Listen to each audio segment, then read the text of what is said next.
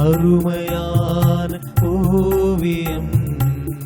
ஆலயம் இறையாலயம் அருமையான ஓவியம். இறைவன் உரையும் காவியம். இறைவன் உரையும் காவியம். இணைவோம் அவரின் இல்லிடம். ஆலயம் இறையாலயம் அருமையான ஓவியம்.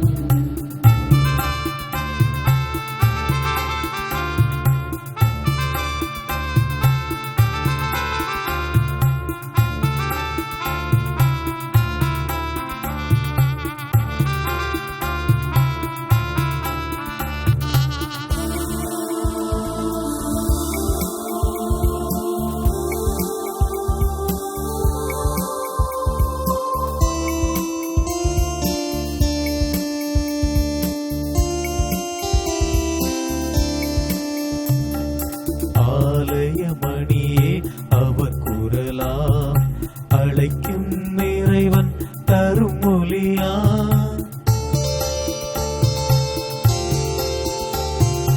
ஆலயமணியே அவர் குரலாம், அழைக்கும் இறைவன் தரும் மொழியா. பீடமே அன்பின் பிரசன்னமா. பீடமே அன்பின் பிரசன்னமாய். பிரசன்னம் பிரசன்னம் பிரசன்னமாய். ஆலயம் இறையாலயம் அருமையான ஓவியம். ஆலயம் இறையாலயம் அருமையான ஓவியம். இறைவன் உரையும் காவியம். இறைவன் உரையும் காவியம். இணைவோம் அவரின் இல்லிடம். ஆலயம் இறையாலயம் அருமையான ஓவியம். தந்தை மகன் தூயாவியின் பெயராலே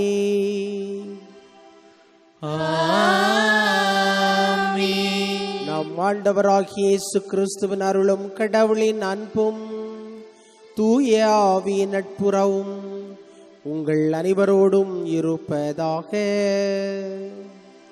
உம் ஆன்மாவோடும் இருப்பதாக.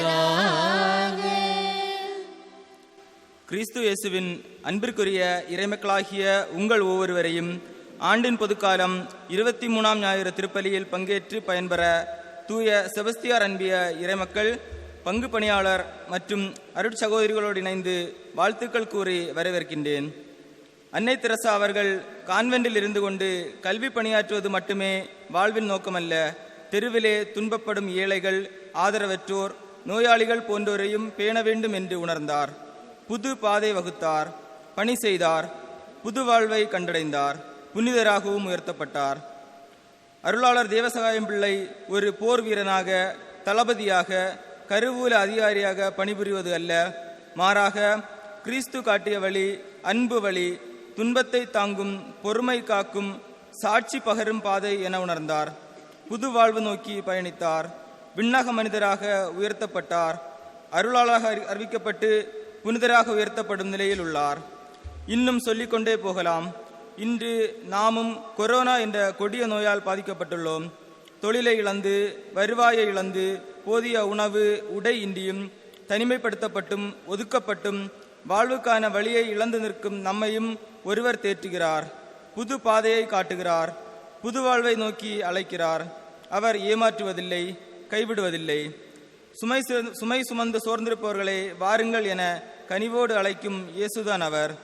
இயேசு காட்டும் புது வாழ்வை நோக்கி புன்முறுவலோடு பயணிப்போம். புது வாழ்வு மலரும் என்ற நம்பிக்கையோடு வாழ தேவையான அருள் வளங்களை பொழிய வேண்டுமென இறைவனோடு கேட்டு இப்பலியில் இணைந்து ஜெபிப்போம்.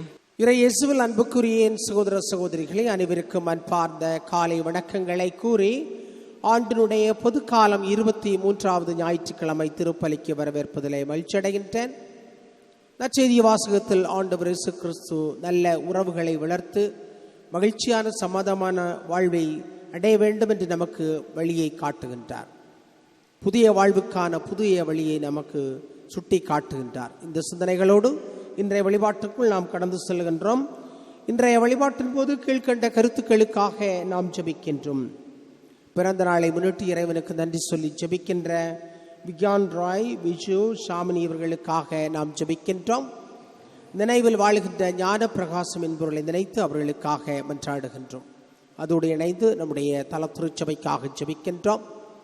தலத்திருச்சபையில் இருக்கின்ற மக்கள் அனைவரும் உடல் நலத்தோடு, உள்ள நலத்தோடு, ஆன்மீக நலத்தோடு வழிநடக்க வேண்டும் என்றும் ஆண்டவர் இயேசு கிறிஸ்து நம்மை சுற்றி வாழுகின்ற அனைத்து மக்களும் நலமான வாழ்வை அடைய வேண்டும் என்றும் நாம் மன்றாடுவோம். இன்றைய காலை திருப்பலியானது இறைவனுக்கு ஏற்புடையதாகும்படி நாம் நம்மை தயார் செய்வோம். எல்லாம் வல்ல இறைவனிடமும் சகோதர சகோதரிகளிடமும் நான் பாவியை ஏற்றுக்கொள்கிறேன். ஏனெனில் என் சிந்தனையாலும் சொல்லாலும் செயலாலும் கடமையில் தவறியதாலும் பாவங்கள் பல செய்தேன். என் பாவமே, என் பாவமே, என் பெரும் பாவமே. ஆகையால் எப்போதும் கன்னியான புனித மரியாவையும் வானதூதர் புனிதர் அனைவரையும் சகோதர சகோதரிகளை உங்களையும் நம் இறைவனாகிய ஆண்டவரிடம் எனக்காக வேண்டிக் கொள்ள மன்றாடுகிறேன். எல்லாம் வல்ல இறைவன் நம் மீது இரக்கம் வைத்து நம்முடைய குற்றங்கள் குறைகள் அனைத்தையும் மன்னித்து நம்மை நிறைவான மகிழ்ச்சியான வாழ்வுக்கு வழிநடத்தி செல்வாராக. ஆமென்.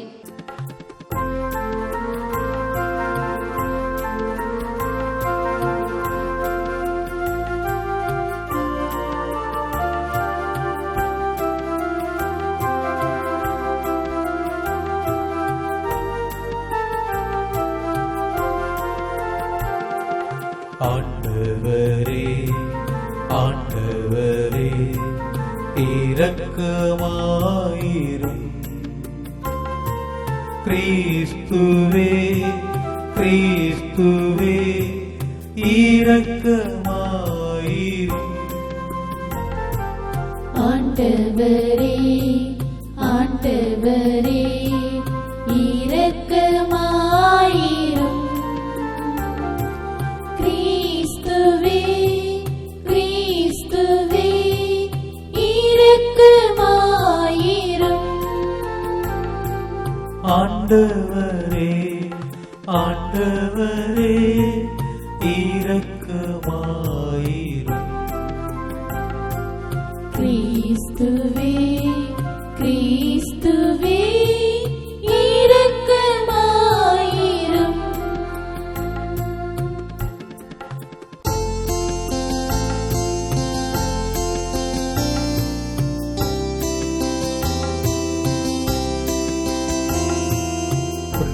உன்னதங்களிலே கடவுளுக்கு மாட்சி உண்டாகுக. உலகினிலே நல்மனத்தோருக்கு அமைதியாகுக. உம்மை புகழ்கின்றோம், உம்மை வாழ்த்துகின்றோம். உம்மை ஆராதிக்கின்றோம், மாட்சிப்படுத்துகின்றோம். உமது மேலான மாட்சியின் பொருட்டு நன்றி கூறுகின்றோம். ஆண்டவராகிய இறைவா, வானுலக அரசரே, எல்லாம் வல்ல தந்தையாகிய இறைவா, இறைவா, ஒரே மகனாய் உதித்த ஆண்டவர்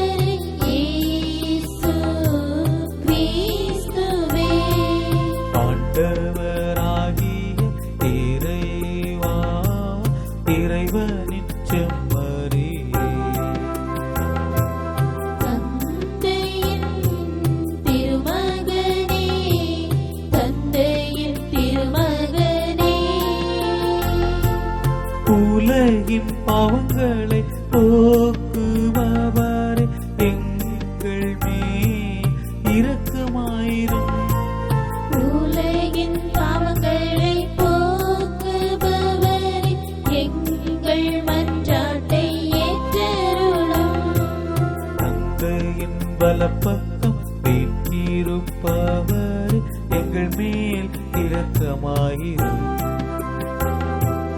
ஏனெனில் இயேசு கிறிஸ்துவே நீர் ஒருவரே தூயவர்.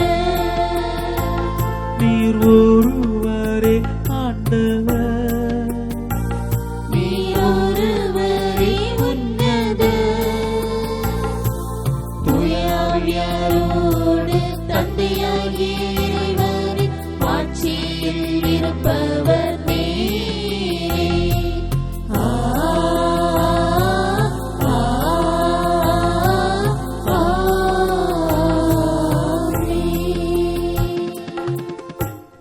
ஜெபிப்போமாக. எங்களுக்கு மீட்பும் பிள்ளைகளுக்கு உரிய உரிமையும் வழங்குகின்ற இறைவா, உம் அன்புக்குரிய மக்களை கனிவுடன் கண்ணோக்கி அருளும்.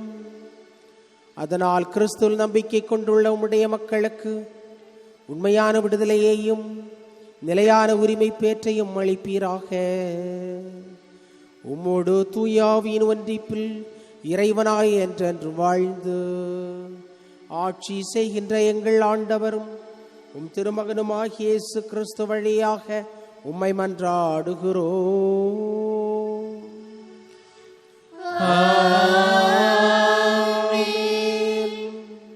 முதல் வாசக முன்னுரை.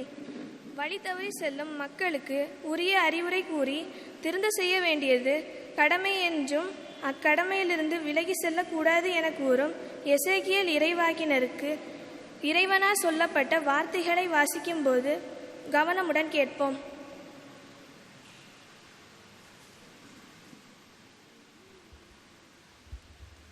முதல் வாசகம்.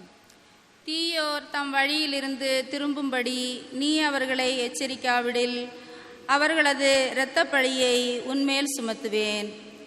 இறைவாக்கினர் எசேக்கியேல் நூலிலிருந்து வாசகம். அதிகாரம் 33 7 முதல் 9 வரையுள்ள இறைவார்த்தைகள். ஆண்டவர் கூறியது: மானிடா, நான் உன்னை இஸ்ரேல் வீட்டாருக்கும் காவலாளியாக ஏற்படுத்தியுள்ளேன். என் வாயினின்று வரும் வாக்கை கேட்கும் போதெல்லாம் நீ என் பொருட்டு அவர்களை எச்சரிக்க வேண்டும். தீயோரிடம் நான், ஓ தீயோரே, நீங்கள் உறுதியாக சாவீர்கள் என்று சொல்ல, அத்தீயோர் தம் வழியிலிருந்து திரும்பும்படி நீ அவர்களை எச்சரிக்காவிடில் அத்தீயோர் தம் குற்றத்திலேயே சாவர். ஆனால் அவர்களது இரத்தப் பழியை உன்மேலேயே சுமத்துவேன். ஆனால் தீயோரை அவர்கள் தம் வழியிலிருந்து திரும்ப வேண்டுமென்று நீ எச்சரித்தும் அவர்கள் தம் வழியிலிருந்து திரும்பாவிட்டால் அவர்கள் தம் குற்றத்திலேயே சாவர். நீயோ உன் உயிரை காத்துக்கொள்வாய். இது ஆண்டவர் வழங்கும் அருள்வாக்கு. இறைவனுக்கு நன்றி. திருப்பாடல் 95 1 முதல் 2, 6 முதல் 7 மற்றும் 8 மற்றும் 9 ஆகிய சொற்றொடர்கள். நீங்கள் கூற வேண்டிய பதில்மொழி: உங்கள் இதயத்தை கடினப்படுத்தி கொள்ளாதீர்கள்.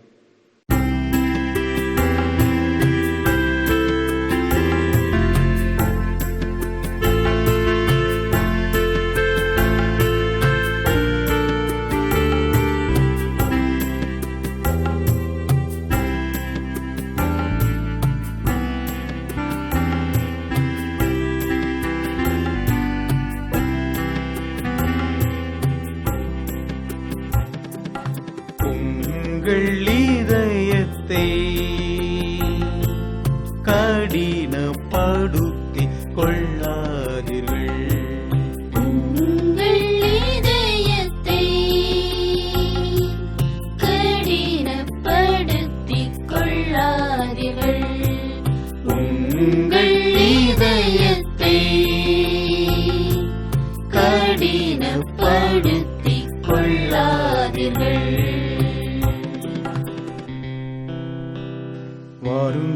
ஆண்டவரை புகழ்ந்து பாடுங்கள். நமது மீட்பின் பாறையை போற்றி ஆர்ப்பரியுங்கள். நன்றியுடன் அவர் திருமுன் செல்வோம். புகழ்பாக்களால் அவரை போற்றி ஆர்ப்பரிப்போம்.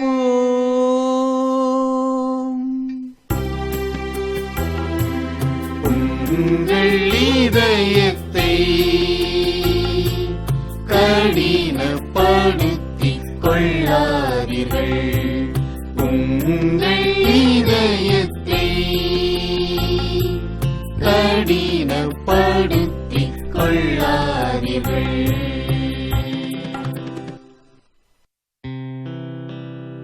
வாருங்கள் தாழ்பணிந்து அவரை தொழுவோம்.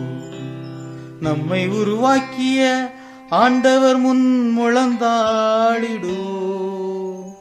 அவரே நம் கடவுள், நாமோ அவரது மேய்ச்சலின் மக்கள். நாம் அவர் பேணி காக்கும் ஆடுகள். இன்று நீங்கள் அவர் குரலுக்கு செவி கொடுத்தால் எத்துணை நலம்.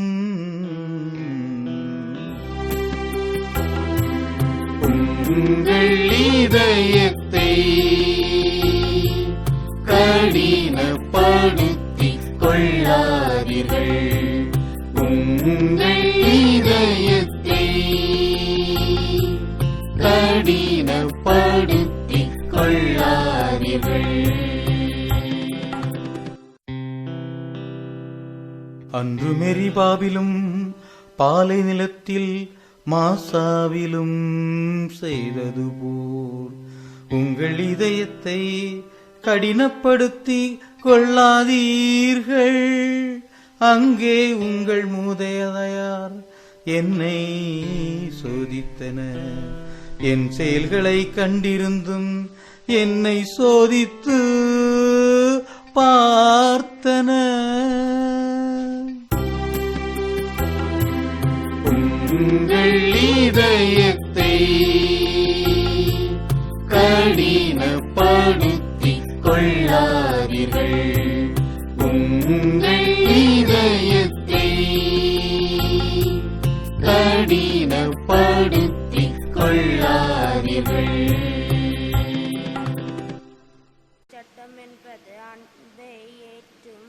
எனவே நாம் ஒருவரோடு பகைமை மறந்து அன்பை வளர்க்க வேண்டும் என்றும் திருத்தூதுவர் பவுல் ரோமை மக்களுக்கு கூறுவது நமக்கும் பொருந்தும் என உணர்ந்து வாசகத்தை கேட்போம். இரண்டாம் வாசகம். திருத்தூதர் பவுல் ரோமையருக்கு எழுதிய திருமுகத்திலிருந்து வாசகம். 13ஆம் அதிகாரம் 8 முதல் 10 வரையுள்ள இறைவார்த்தைகள். சகோதர சகோதரிகளை, நீங்கள் யாருக்கும் எதிலும் கடன்படாதீர்கள். ஒருவருக்கொருவர் அன்பு செலுத்துவதே நீங்கள் செலுத்த வேண்டிய ஒரே கடனாய் இருக்கட்டும். பிறரிடத்தில் அன்பு கூர்பவர் திருச்சட்டத்தை நிறைவேற்றுபவர் ஆவார். ஏனெனில் விபச்சாரம் செய்யாதே, கொலை செய்யாதே, களவு செய்யாதே, பிறருக்குரியதை கவர்ந்திட விரும்பாதே என்னும் கட்டளைகளும் பிற கட்டளைகளும் உன்மீது அன்பு கூறுவது போல் உனக்கு அடுத்திருப்பவர் மீதும் அன்பு கூர்வாயாக என்னும் கட்டளையில் அடங்கியுள்ளன. அன்பு அடுத்திருப்பவர்களுக்கு தீங்கிழைக்காது.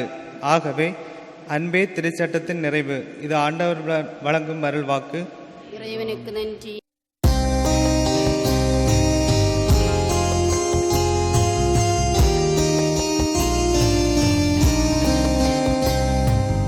அல்லேலூயா, அல்லேலூயா, அல்லேலூயா. அல்லேலூயா, அல்லேலூயா, அல்லேலூயா.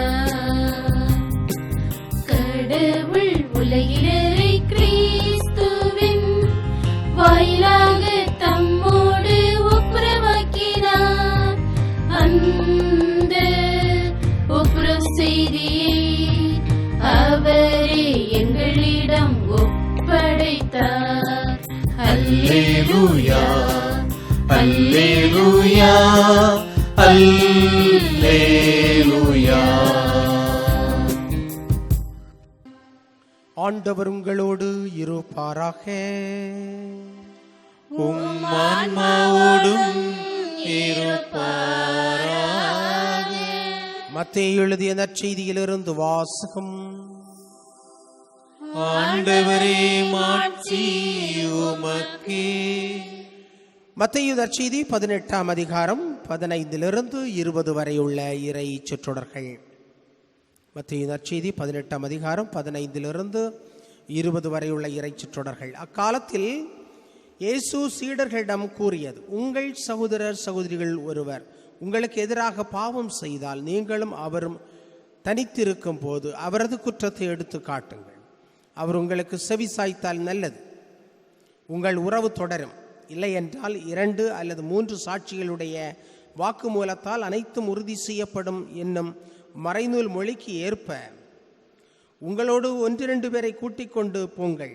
அவர்களுக்கும் செவி சாய்க்காவிடில் திருச்சபையிடம் கூறுங்கள். திருச்சபைக்கும் செவி சாய்க்காவிடில் அவர் உங்களுக்கு வேற்று இனத்தவர் போலவும் வரி தண்டுவோர் போலவும் இருக்கட்டும். மண்ணுலகில் நீங்கள் தடை செய்பவை அனைத்தும் விண்ணுலகிலும் தடை செய்யப்படும். மண்ணுலகில் நீங்கள் அனுமதிப்பவை அனைத்தும் விண்ணுலகிலும் அனுமதிக்கப்படும் என நான் உறுதியாக உங்களுக்கு சொல்லுகிறேன். உங்களுள் 2 மண்ணுலகில் தாங்கள் வேண்டும் எதை குறித்து மனம் ஒத்திருந்தால் விண்ணுலகில் இருக்கும் என் தந்தை அதை அவர்களுக்கு அருள்வார். ஏனெனில் 2-3 பேர் என் பெயரின் பொருட்டு எங்கே ஒன்றாக கூடியிருக்கிறார்களோ அங்கே அவர்களிடையே நான் இருக்கிறேன் என உறுதியாக உங்களுக்கு கூறுகிறேன் என்றார். இது கிறிஸ்துவின் நற்செய்தி. கிறிஸ்துவே உமக்கு புகழ்.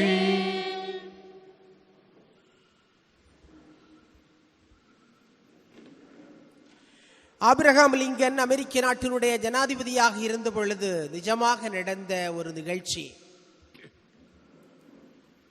மற்ற நாடுகள் அமெரிக்காவிற்கு எதிராக பகைவர்களாக மாறுகின்ற பொழுது பொதுவாக போர் தொடுத்து அவர்களை அடக்கி ஒடுக்கி குண்டு வீசி அவர்களை அழித்து அடக்குவதுதான் சிறந்த வழியாக பின்பற்றினார்கள். ஆபிரகாம் லிங்கன் தன்னுடைய அமைச்சரவையை கூட்டி கேட்டார், எதிரிகள் சூழ்ந்திருக்கிறார்கள், என்ன செய்யலாம் என்று. அமைச்சர்கள் ஒவ்வொருவரும் ஒவ்வொரு விதத்திலே சொன்னார்கள்.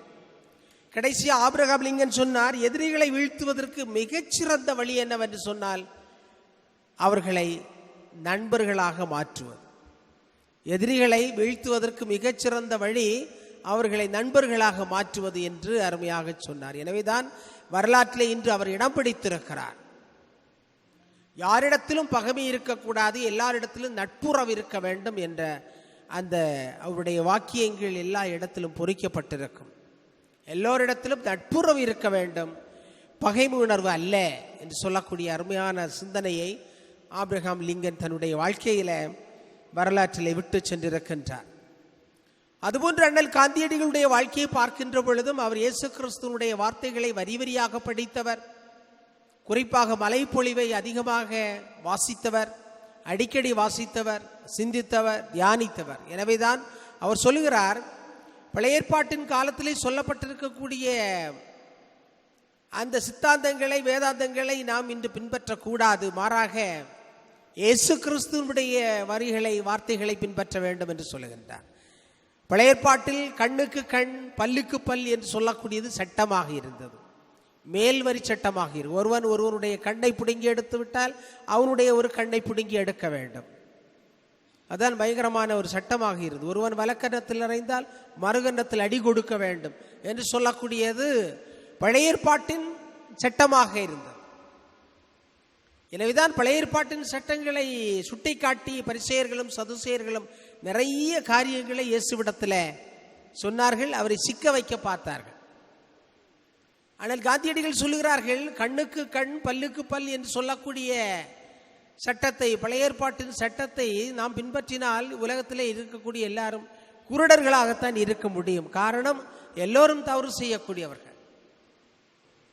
யாருடைய வாயிலும் பல் இருக்காது, பல்லுக்கு பல் எடுத்துக்கொண்டே இருப்பார்கள். கண்ணுக்கு கண் பிடுங்கி எடுத்துக்கொண்டே இருப்பார்கள் என்று அண்ணல் காந்தியடிகள் அருமையாக இந்த உலகத்திற்கு அறைகோல் விடுத்தார். எனவேதான் அகிம்சை என்று சொல்லக்கூடிய நல்ல தத்துவத்தை உலகத்திற்கு சொல்லிக் கொடுத்தார். அகிம்சை என்று சொல்லக்கூடிய, இம்சை என்றால் துன்பம், அகிம்சை என்றால் துன்பமல்லாத, துன்பமற்ற என்று சொல்லக்கூடிய வார்த்தையை அருமையாக அண்ணல் காந்தியடிகள் தன்னுடைய வாழ்க்கையில வாழ்ந்து காட்டினார். எனவேதான் சுதந்திர போராட்டத்தின் போதும் நிறைய இன்னல்கள் வந்த பொழுதும், சிறை பிடித்த பொழுதும், சிறைவாசத்திலே சித்திரவதைகளை அனுபவித்த பொழுதும் தன்னுடைய எதிரிகளை அன்பு செய்கின்ற ஒரு மனிதனாக தன்னை மாற்றிக்கொண்டார். இன்று அமெரிக்காவிலே நீங்கள் சென்றீர்கள் என்று சொன்னால் அவருடைய சிலையானது வைக்கப்பட்டிருக்கிறார், அவருடைய திருவுருவம் வைக்கப்பட்டிருக்கிறார். அங்கிருக்கின்ற மக்கள் அவரை போற்றுகின்றார்கள், பாராட்டுகின்றார்கள், அவருடைய சிந்தனைகளை எல்லாம் ஏற்றுக்கொள்ளுகின்றார்கள். காரணம், அந்த மனிதன் அகிம்சை என்று சொல்லக்கூடிய அருமையான ஒரு தத்துவத்தை இந்த உலகத்திற்கு வாழ்ந்து காட்டினார். இந்த இரண்டு பேருடைய வாழ்க்கையிலிருந்து நாம் இயேசு கிறிஸ்துவுடைய இறைவார்த்தையோடு தொடர்பு எடுத்துகின்ற பொழுது தன்னுடைய சீடர்களுக்கு, தன்னை பின்பற்றுகின்றவர்களுக்கு இயேசு சொல்லுகின்ற மிக முக்கியமான செய்தியை நாம் இன்று சிந்தித்து பார்க்க கடமைப்பட்டிருக்கிறோம். ஏற்கனவே பலமுறை நாம் இதை பற்றி சிந்தித்திருக்கின்றோம். ஆனால் சற்று வித்தியாசமாக புதிய வாழ்வுக்கான ஒரு புதிய வழியாக நாம் இன்று சிந்திக்கலாம். உலகத்தில் நிறைய வழிகள் உருவாக்கப்படுகின்றன. கொரோனா காலத்தில் நிறைய பேருக்கு வேலை இழந்திருக்கிறார்கள். வேலை இழந்தவர்கள் நிறைய காரியங்களை புதுசாக கண்டுபிடிக்கின்றார்கள், புதிய தொழில்களுக்கு செல்கின்றார்கள், புதிதாக வருமானத்தை ஈட்டுவதற்காக முயற்சி எடுக்கிறார்கள். இதெல்லாம் புதிய வழிகள், வாழ்வுக்கான புதிய வழிகள். இயேசு சொல்லுகிறார், உன்னுடைய சகோதரன் உனக்கு எதிராக பாவம் செய்தால், பெரிய குற்றம் செய்தாலும் கூட அவன் தனியாக இருக்கின்ற பொழுது அவனிடத்தில் சென்று உறவை ஏற்படுத்த முயற்சி எடுக்க வேண்டும், சமரசம் செய்து கொள்ள வேண்டும், ஒப்புரவு செய்ய வேண்டும் என்று அருமையாக சொல்லுவார். நம்முடைய நடைமுறையில் பார்க்கின்ற பொழுது, மற்றவர்கள் தப்பு செய்கின்ற பொழுது பல வேளைகளில் தப்பு செய்யாமலே தப்பு செய்ததாக சொல்லுவோம். தப்பு செய்து விட்டார்கள் என்று சொன்னால் அதை தம்பட்டம் அடித்து ஊருக்கு சொல்லி, வீதிக்கு சொல்லி, தெருவாக சொல்லி, வீடாக சொல்லி அவர்களை பழிவாங்குகின்ற நிகழ்ச்சிகளை நாம் அன்றாடம் பார்க்கின்றோம். ஆனால் இயேசு சொல்லுகிறார், அப்படி செய்யாதே. மற்றவருடைய குற்றங்களை சொல்லுவதால் நீ குற்றமற்றவனாகிவிட மாட்டாய், மற்றவனை பாவி என்று சொல்லுவதால் நீ புனிதனாகிவிட மாட்டாய். எனவே மனிதர்கள் தவறு செய்வது இயல்பான ஒன்று. நாம் தவறு செய்கின்றோம், நாம் பிறருக்கு எதிராக தவறு செய்கின்றோம், பிறர் நமக்கு எதிராக தவறு செய்கின்றார்கள். பிறர் நமக்கு எதிராக தவறு செய்கின்ற பொழுது நாம் புண்படுத்தப்படுகின்றோம். அதுபோல நாம் தவறு செய்கின்ற பொழுது மற்றவர்கள் புண்படுத்தப்படுகின்றார்கள். எனவே அந்த புண்படுத்தப்பட்ட இதயங்களை, உள்ளங்களை ஒருங்கிணைப்பதற்கான சிறந்த வழியைத்தான் ஆண்டவர் இன்று அருமையாக சொல்கிறார். சிறந்த வழி என்ன, அதற்கான யுக்தி என்ன, அதற்கான அணுகுமுறை என்ன? எனவே அதை பரசியப்படுத்துவது, ஊருக்கெல்லாம் சொல்லுவது ஒரு சரியான அணுகுமுறை அல்ல என்பதை சொல்லுகின்றார். இரண்டாவது அணுகுமுறையால் சொல்லுகின்றார், ஒருவேளை நீ தனியாக இருக்கின்ற பொழுது, அவன் தனியாக இருக்கின்ற பொழுது தனியாக திருத்த முயன்றால், அவன் திருந்தவில்லை என்று சொன்னால், அவன் செய்த தவற்றை குறித்து வருந்தவில்லை என்று சொன்னால், அவனுடைய நண்பனிடத்தில் சொல்லி அவனை திருத்துவதற்காக முயற்சி எடுக்க வேண்டும் என்று சொல்லுகின்றார். அவனுடைய நண்பனிடத்தில் சொல்லி, அருமையான ஒரு சிந்தனையாக இருக்கிறது. நாம் இதில் கூட தவறுகின்றோம்.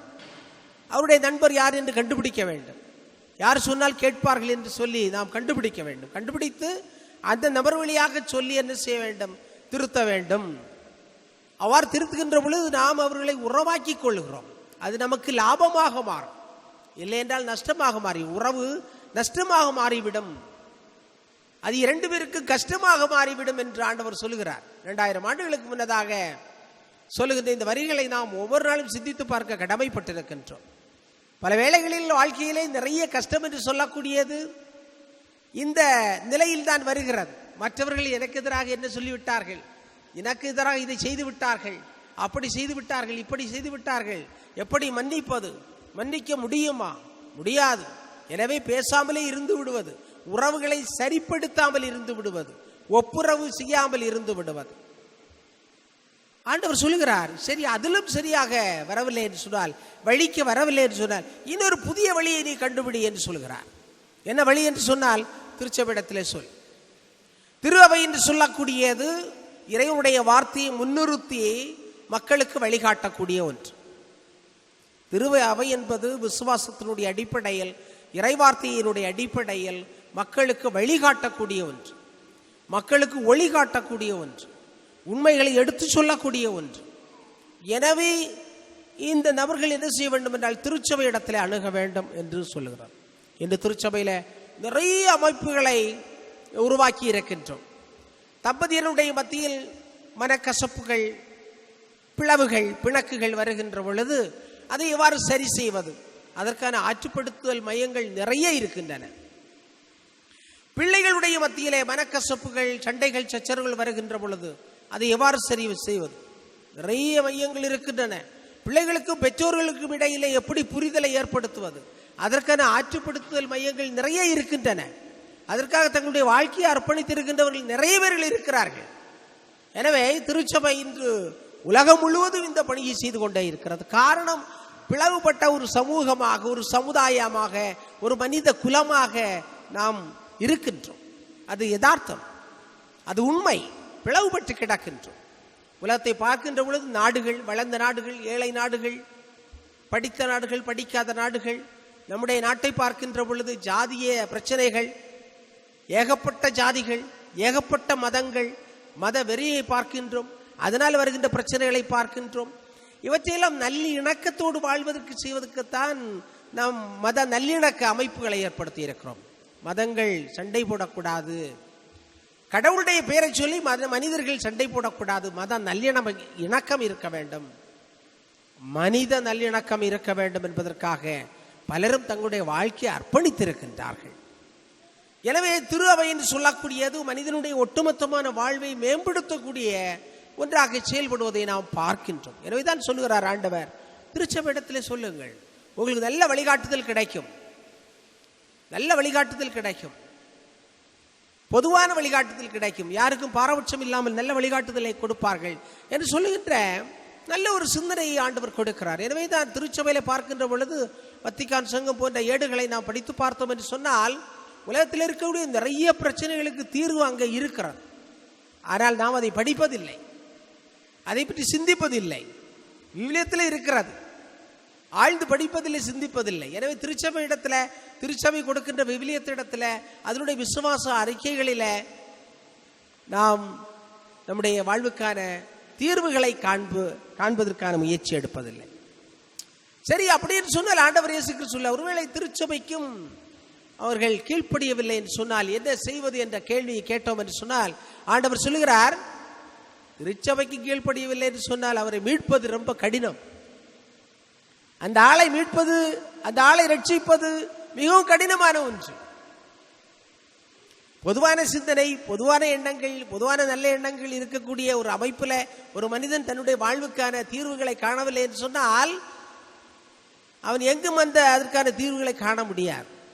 எனவேதான் பார்க்கின்றோம், திரு அவையோடு மோதிக்கொண்டு, உரசிக்கொண்டு, சண்டை போட்டுக்கொண்டு, பிரச்சனைகளை உருவாக்கி கொண்டே இருக்கின்றவர்களுக்கு வாழ்க்கையிலே தீர்வு கிடைப்பதில்லை, தெளிவு கிடைப்பதில்லை. சண்டை சச்சரவுகளிலே வாழ்க்கையை நடத்தி கொண்டே இருப்பார்கள். ஆண்டவர் சொல்கிறார், அவன் சமாரியனாய் போல இருக்கட்டும் என்றால், அன்று யூதர்கள் சமாரியரிடத்திலே பேசுவது இல்லை.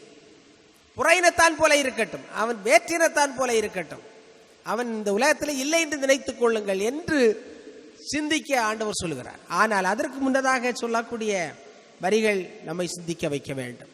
முதல் வாசகத்திலே எசேக்கியல் இளைஞனாக இருக்கின்ற பொழுது ஆண்டவர் அவர் அழைக்கின்றார். அழைத்து என்ன சொல்லுகிறார்? நான் சொல்லுகின்ற வார்த்தைகளை நீ சொல்லிக் கொடுக்க வேண்டும் என்று சொல்லுகிறார். எசேக்கியல் பல ஊர்களுக்கு செல்கிறார், போதிக்கின்றார். ஆனால் யாருமே அதை கேட்பதாக இல்லை. எனவே மனம் சோர்ந்து போய்விடுகிறார். ஐயோ, ஆண்டவர் சொன்னதை மக்களிடத்தில் சொன்னேனே, மக்கள் கேட்பதாக இல்லை என்று மனம் சோர்வு அடைந்திருக்கின்ற பொழுதுதான் எசேக்கியல் இடத்திலே ஆண்டவர் சொல்லுகிறார், மானிடா, நான் உன்னை இஸ்ராயேல் மக்களுக்கு போதிக்க அனுப்பினேன். போதிக்க வேண்டியது, சொல்ல வேண்டியது உன்னுடைய கடமையாக இருக்கிறது, உன்னுடைய கடமையாக இருக்கிறது. அதை நீ செய்ய வேண்டும். இல்லை என்று சொன்னால் அந்த மக்கள் பாவத்திலே அழிவார்கள், பாவத்திலே அழிந்து போய்விடுவார்கள். அவ்வாறு அவர்கள் பாவத்திலே அழிந்தால் அவருடைய இரத்தப்பழி உண்மையில் சுமத்தப்படும் என்று கடுமையான வார்த்தைகளை வரிகளை ஆண்டவர் எசேக்கியேலுக்கு சொல்லுகிறார். எனவே எவ்வளவு கஷ்டமாக இருந்தாலும் நீ சொல்லித்தான் ஆக வேண்டும் என்று சொல்லி அந்த எசேக்கியேலை அனுப்புகின்றார். நாம் பல வேளைகளில் காவலாளிகளாக அமைக்கப்பட்டிருக்கின்றோம், அழைக்கப்பட்டிருக்கின்றோம். நாம் நினைக்கின்றோம் மற்றவர்கள் தானே தவறு செய்கிறார்கள், நாம் எதற்கு அதில் ஈடுபட வேண்டும், நாம் எதற்கு தலையை நுழைக்க வேண்டும், எதில் ஈடுபட்டு சமரசம் உருவாக்க முயற்சி எடுக்க வேண்டும். ஆனால் சொல்லுகிறார், சமாதானம் செய்வோர் பேர் பெற்றோர் என்று மலைப்பொழிவிலே சொல்லுகிறார். ஆனால் காந்தியடிகள் அதை மீண்டும் கோடிட்டு காட்டுகின்றார். மலைப்பொழிவு தான் அவருடைய வாழ்க்கைக்கு மிக முக்கியமான ஒரு தத்துவமாக இருந்தது என்று சொல்லுகின்றார். எனவே நாம் மற்றவர்களை பற்றி அதிகமாக கவலைப்படுவதில்லை. ஆனால் கொரோனா காலத்திலே நாம் அதிகமாக கவலைப்பட்டோம். எப்படி ஏழைகளெல்லாம் உண்கின்றார்கள், எப்படி வருமானத்தை பெருக்குகிறார்கள், எப்படி வாழ்வாதாரத்தை இழந்து நிற்கிறார்கள் என்றெல்லாம் சிந்தித்து கவலைப்பட்டோம். அது ஒரு நல்ல சிந்தனை. நம்முடைய தலத்திருச்சபையிலிருந்தும் நிறைய பேர்கள் உதவி செய்தார்கள், நிறைய பேருக்கு. ஆனாலும் போதுமான அளவிற்கு நாம் செய்தோமா என்பது ஒரு கேள்விக்குறியாகத்தான் இருக்கிறார். எனவே காவலாளியாக இஸ்ராயல் வீட்டாருக்கு காவலாளியாக உன்னை ஏற்படுத்தினேன். தொடக்க நூலில் நீங்கள் பார்த்தீர்கள் என்று சொன்னால், அந்த காயின் ஆபேலை கொன்ற பிறகு ஆண்டவர் அவரிடத்தில் கேட்கிறார், உன் தம்பி எங்க அப்படின்னு கேட்ட உடனே அந்த காயின் சொல்லுகின்றான், என்ன கடவுளே, நான் அவனுக்கு காவலாளியா என்று கேட்டான். காவலாளி தான், உன்னுடைய தம்பிக்கு நீதான் காவலாளி, உன்னுடைய சகோதரருக்கு நீதான் காவலாளி, உன்னுடைய சகோதரிக்கு நீதான் காவலாளி, உன்னுடைய பெற்றோருக்கு நீதான் காவலாளி, சமூகத்தில் இருக்கின்றவர்கள் நீதான் காவலாளியாக இருக்க வேண்டும் என்று ஆண்டவர் சொல்கிறார். இதே கேள்வியை நாம் இன்று கேட்கின்றோம், நம்முடைய உள்ளத்திலே கேட்கிறோம், வெளியே கேட்பதில்லை, உள்ளத்திலே கேட்கின்றோம். நான் என்ன அவனுக்கு காவலாளியா? அவனுக்கு விருப்பம் போல இருக்கட்டும், அவன் வாழ்ந்தால் வாழட்டும், இல்லை என்றால் தாழ்ந்து போகட்டும், வீழ்ந்து போகட்டும் என்றெல்லாம் நாம் சிந்திக்கின்றோம். சில வேளைகளில் அவர்களுக்கு உதவி செய்கின்ற பொழுது நமக்கு கஷ்டங்கள் வரத்தான் செய்யும், துன்பங்கள் வரும், இன்னல்கள் வரும், இடையூறுகள் வரும், நம்முடைய பெயரை கெடுத்து விடுவார்கள், அப்படி இருக்கலாம். ஆனாலும் எசேக்கியேலை போன்று நாம் அனுப்பப்பட்டிருக்கிறோம் காவலாளியாக. அதுதான் நாம் மற்றவர்களுக்கு பட்டிருக்கின்ற கடனாக இருக்கிறார். 2ஆம் வாசகத்தில் ரோமேயருக்கு எழுதிய திருமுகத்தில் அருமையாக பவுலடிகளார் சொல்லுகிறார், யாருக்கும் எதிலும் கடன்படாதீர்கள், ஆனால் நாம் கடன்பட்டிருக்கின்றோம். மற்றவர்களுடைய குற்றங்களை நாம் மன்னிக்கவில்லை என்று சொன்னால் மன்னிக்க கடன்பட்டிருக்கின்றோம். அது கடனாக இருந்து கொண்டிருக்கும். மற்றவருடைய குற்றங்களை மன்னிக்கவில்லை என்று சொன்னால் கடனாகவே இருந்து கொண்டே இருக்கும். என்னுடைய வாழ்க்கையில் நிறைய நிகழ்ச்சிகள் நடந்திருக்கின்றன. ரொம்ப கஷ்டமாக இருக்கும். நமக்கு எதிராக செயல்பட்டவர்களை மன்னிப்பது என்பது ரொம்ப சிக்கலாக இருக்கும். முதல் முறையாக ரோமாபுரிக்கு செல்லுகின்ற பொழுது, விமானத்தில் பயணிக்கின்ற பொழுது, என்னுடைய அடுத்த சீட்டில் இருந்தவர் எனக்கு எதிராக செயல்பட்டவர், என்னுடைய வாழ்க்கைக்கு பெரிய ஒரு மாற்றத்தை கொண்டு வந்தவர். ரொம்ப கஷ்டமாகத்தான் இருந்தது. முதல் 5 நிமிடங்கள் கஷ்டமாக இருந்தது, விடத்தில் பேசணுமா வேண்டாமா, பேசணுமா வேண்டாமா என்று. ஆனால் அடுத்த 12 மணி நேரம் பயணிக்க வேண்டும். பேசினேன். 12 மணி நேரம் கழித்த பிறகு ரொம்ப அருமையான உறவுகளோடு பிரிந்து சென்றோம். கடந்தது கடந்ததாக இருக்கட்டும், நடந்தது நடந்ததாக இருக்கட்டும் என்று சொல்லி பிரிந்து சென்றோம். அதுபோன்று நமக்கு எதிராக மற்றவர்கள் தீமை செய்கின்ற பொழுது, பாவம் செய்கின்ற பொழுது, தவறுகளை செய்கின்ற பொழுது நாம் அதை மன்னிக்க மறக்க கடமைப்பட்டிருக்கிறோம். இல்லை என்றால் அது கடனாக இருக்கும். கிரேக்க சிந்தனையாளர்கள் அருமையாக சொல்லுகிறார்கள், மற்றவர்களுக்கு நீங்கள் மன்னிப்பு கொடுக்கவில்லை என்றால் அது உங்களுடைய உள்ளத்தில் இருந்து உறுத்தி கொண்டே இருக்கும், உள்ளத்தை குடைந்து கொண்டே, மனதை குடைந்து கொண்டே இருக்கும். எதற்காக கஷ்டப்படுகிறீர்கள், மன்னித்து விடுங்கள் என்று கிரேக்க சிந்தனையாளர்கள் சொல்லுகிறார்கள். எனவே மன்னிப்பது என்று சொல்லக்கூடியது உறவுகளை சரிப்படுத்த வேண்டும் என்று சொல்லக்கூடியதும் மிக மிக முக்கியமான ஒன்று. ரோமேயருக்கு எழுதிய திருமுகத்தில் பவுலடிகளார் சொல்லு, நீங்கள் யாருக்கும் எதிலும் கடன்படாதீர்கள், ஒருவருக்கு ஒருவர் அன்பு செலுத்துங்கள். அன்பு செலுத்துவது உங்களுடைய கடனாக இருக்க வேண்டும், கடமையாக இருக்க வேண்டும் என்று அருமையாக சொல்லுகின்றார். ஏன்னா அந்த பவுலடிகளார் வாழ்க்கையை பார்த்தவர், ரோமை பேரரசை பார்த்தவர், அதிகாரத்தை பார்த்தவர், அடாவடித்தனங்களை செய்தவர், பெரிய அதிகாரத்தை வைத்துக் கொண்டு பெரிய காரியங்கள் எல்லாம் செய்த ஆள் அவர். அவருடைய வாழ்க்கையை படித்தால் மிகவும் ருசிகரமாக இருக்கும். ஆனால் கடைசியில் அடங்கி ஒடுங்கி ஆண்டவருடைய பாதைக்கு வருகிறார். அதான் புதிய பாதை. சவுல் என்று சொல்லக்கூடியவர் பவுலாக மாறுகிறார். அதிகாரத்தில் இருந்த துணியோடு இருந்தவர் அடிமையாக மாறுகிறார். இயேசுவுக்கு அடிமையாக மாறுகிறார், சீடனாக மாறுகிறார். புதிய பாதை. அந்த சவுல் சென்ற பாதை அதிகாரத்தை மையமாக வைத்திருந்தது, அடக்குமுறையை மையமாக வைத்திருந்தது.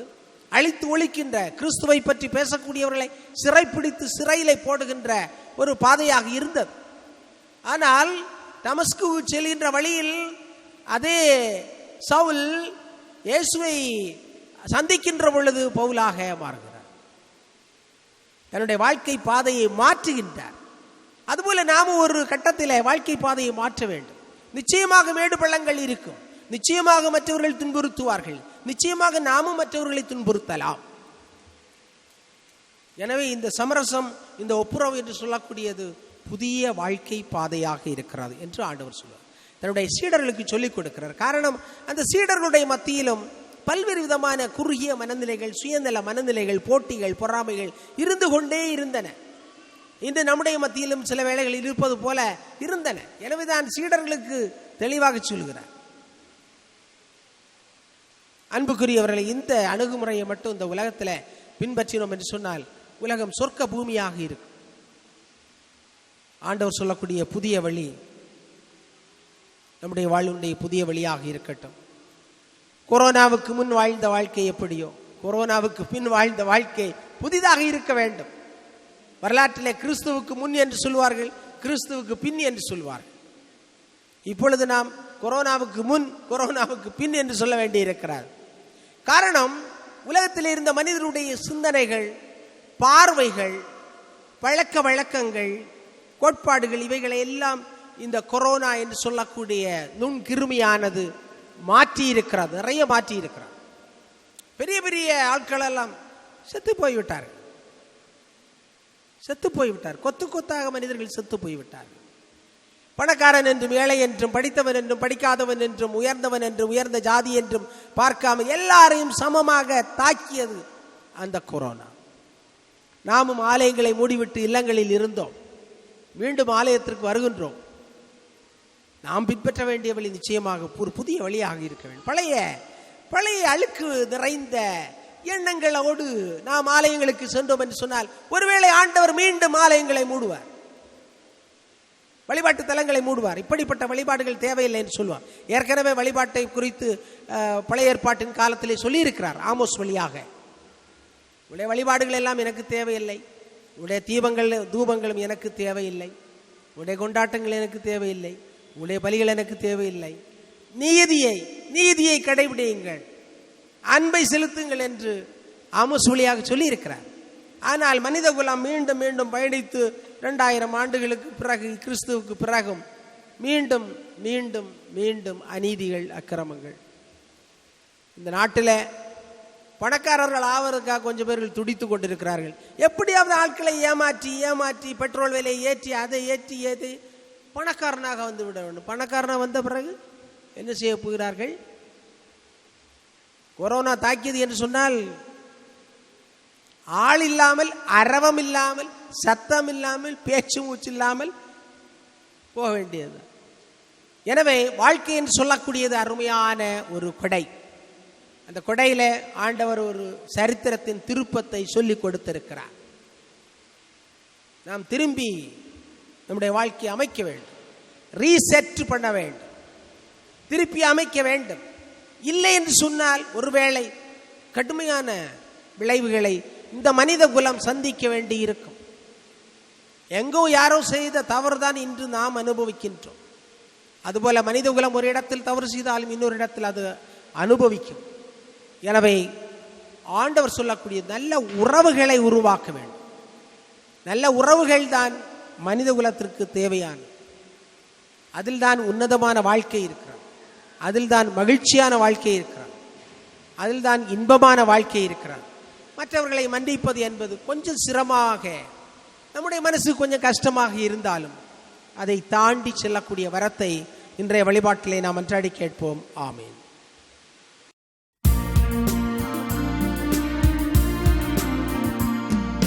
விண்ணையும் மண்ணையும் படைத்தவரா கடவுள் ஒருவர் இருக்கின்றார்.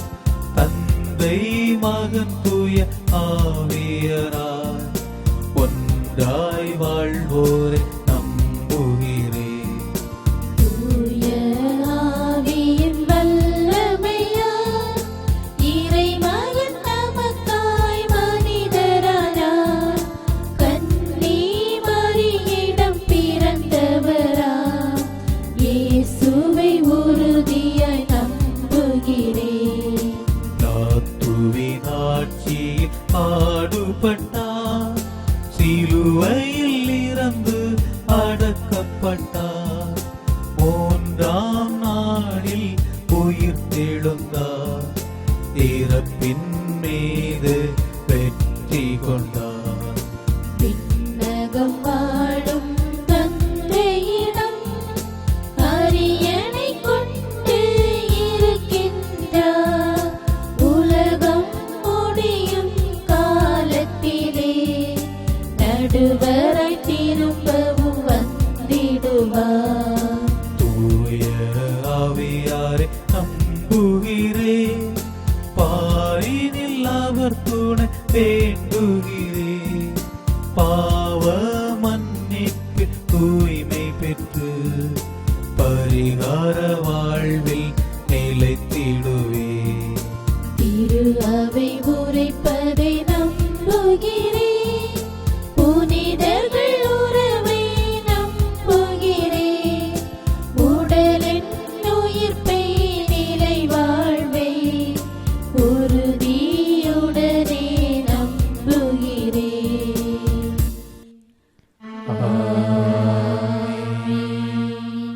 அனைவரும் எழுந்து நின்று நம்முடைய தேவைகளை மன்றாட்டுக்களாக ஆண்டவரிடத்திலே சமர்ப்பிப்போம். தேவை மன்றாட்டு.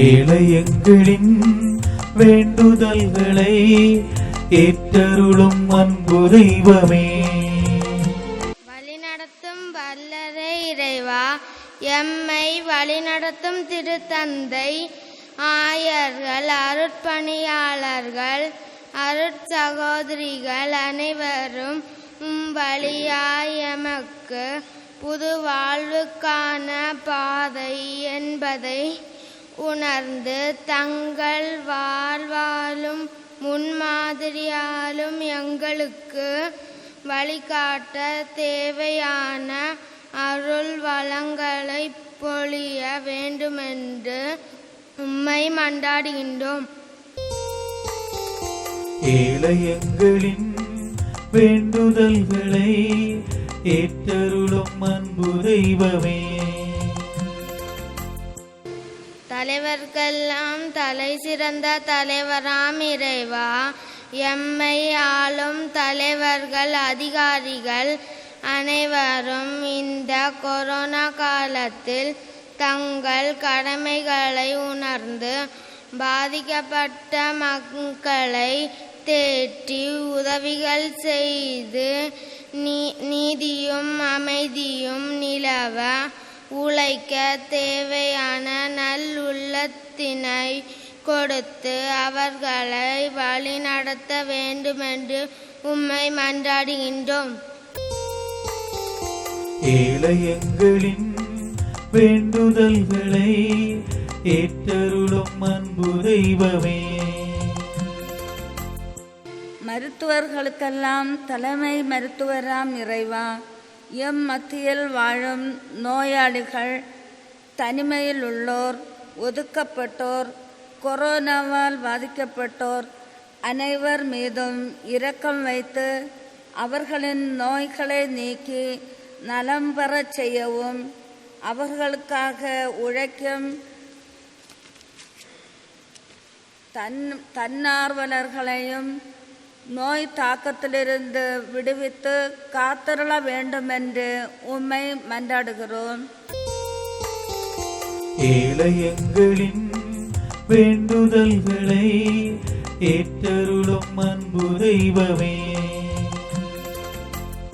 இரக்கம் மிகுந்த இறைவா, கொரோனா நோய் நொற்றினால் வாழ்வாதாரத்தை இழந்து நிற்கும் ஒவ்வொருவரையும் நினைவு கூறும்.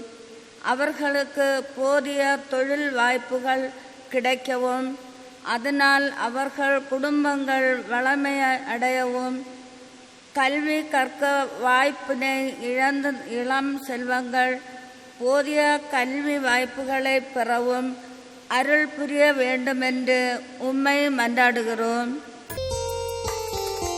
ஏழை எங்களின் வேண்டுதல்களை ஏற்றருளும் அன்பு தெய்வமே. இன்றைய திருப்பலியை சிறப்பிக்கும் தூய செபஸ்தியார் அன்பிய குடும்பங்களை ஆசீர்வதியும். அவர்கள் அனைவரும் நீர் காட்டும் புதிய வழியில் நடந்து புது வாழ்வு பெற அருள் புரிய வேண்டும் என்று இறைவா உம்மை மன்றாடுகிறோம். ஏழை எங்களின் வேண்டுதல்களை ஏற்றருளும் அன்பு தெய்வமே. ஏழை எங்களின் வேண்டுதல்களை ஏற்றருளும் அன்பு தெய்வமே. நம்முடைய தனிப்பட்ட எண்ணங்கள் இயக்கங்களை ஆண்டவருடைய பாதத்திலே நாம் மௌனமாக எடுத்துரைப்போம். எங்களை எல்லாம் பாசத்தோடு படைத்து பராமரித்து வருகின்ற எங்கள் நல்ல தந்தை இறைவா, இந்த காலை வேளைக்காக நாங்கள் உமக்கு நன்றி செலுத்துகின்றோம். அருமையான மழையை கொடுத்து மண்ணை வளமுறச் செய்து மனித மனங்களை குளிரச் செய்து எங்களை நீர் அன்பு செய்கின்றீர் என்பதை எங்களுக்கு சுட்டி காட்டிக்கொண்டே இருக்கின்றீர். உடைய மேலான அன்புக்காக, நிறைவான அன்புக்காக நாங்கள் உமக்கு நன்றி செலுத்துகின்றோம். நீர் எங்களுக்கு கொடுத்திருக்கிற அனைத்து கொடைகளுக்காக நன்றி செலுத்துகின்றோம். பல்வேறு விதமான கொடிய நோய்களிலிருந்து மனித குலமான தப்பித்துக் கொள்ள வேண்டும் என்பதற்காக நாங்கள் ஜெபித்தோம். எங்கள் அனைவரையும் இந்த கால வேளையில் உடைய திரு இல்லத்தை ஒன்றாக கூட்டி சேர்த்திருக்கின்றீர். அதற்காக நாங்கள் உமக்கு நன்றி செலுத்துகின்றோம். எங்கள் அனைவரையும் ஆசிர்வதித்தருளும். எங்களுடைய குடும்பங்களை ஆசிர்வதித்தருளும். என்னுடைய குடும்பங்களில் இருக்கின்ற முதியவர்கள், நோயாளிகள், தனிமையில் இருக்கின்றவர்கள் அனைவரையும் ஆசிர்வதித்தருளும். பல்வேறு விதமான பொருளாதார பிரச்சனைகள், வேலையில்லா திண்டாட்டங்கள், வருவாய் இழப்புகளில் இருக்கக்கூடியவர்களுக்காக நாங்கள் ஜெபிக்கின்றோம். அவர்களுக்கு நல்ல மனத்திடத்தையும் தைரியத்தையும் நம்பிக்கையும் கொடுத்து வழிநடத்த வேண்டும் என்று நாங்கள் மன்றாடுகின்றோம். எங்கள் நல்ல தந்தை இறைவா, எங்களை நீர் வழிநடத்துகின்ற நல்ல தந்தையாக இருக்கின்றீர். எல்லாமே இயேசு என்று சொல்லுகின்ற அடிப்படையில் நாங்கள் சிந்திக்க வைக்கின்றீர். உடைய இறை வார்த்தையின் வழியாக எங்களுடைய ஆன்மீக வாழ்வுக்காக நாங்கள் பசியாக இருக்கின்ற பொழுதும் தாகமாக இருக்கின்ற பொழுதும் திருவருட்சாதனங்கள் வழியாக எங்களுக்கு உணவை கொடுக்கின்றீர். உடைய திருமகனுடைய உடலை கொடுக்கின்றீர். அவர் சிந்திய இரத்தத்தினால் எங்களை முற்றிலுமாக தூய்மைப்படுத்தி எங்களை உடைய காணிக்கையாக மாற்றி இருக்கின்றீர். அதற்காக நாங்கள் உமக்கு நன்றி செலுத்துகின்றோம். நாங்கள் பல வேளைகளில் வாழ்க்கை சூழ்நிலைகளில் பலவீனமாக இருக்கின்ற பொழுதெல்லாம் எங்களுக்கு பலம் கொடுத்திருக்கின்றீர். அதற்காக நாங்கள் உமக்கு நன்றி செலுத்துகின்றோம். பிறர் எங்களை புண்படுத்துகின்ற பொழுது நாங்கள் வருத்தப்பட்டு இருக்கிறோம். நாங்களும் பல வேளைகளில் பிறரை புண்படுத்தி இருக்கலாம். புண்படுத்தப்பட்ட மக்களுக்காக நாங்கள் ஜெபிக்கின்றோம். எங்களுடைய புண்களை நீர் ஆற்றுகின்றவராக, மருத்துவராக இருக்கின்றீர். அதற்காக நாங்கள் உமக்கு நன்றி செலுத்துகின்றோம்.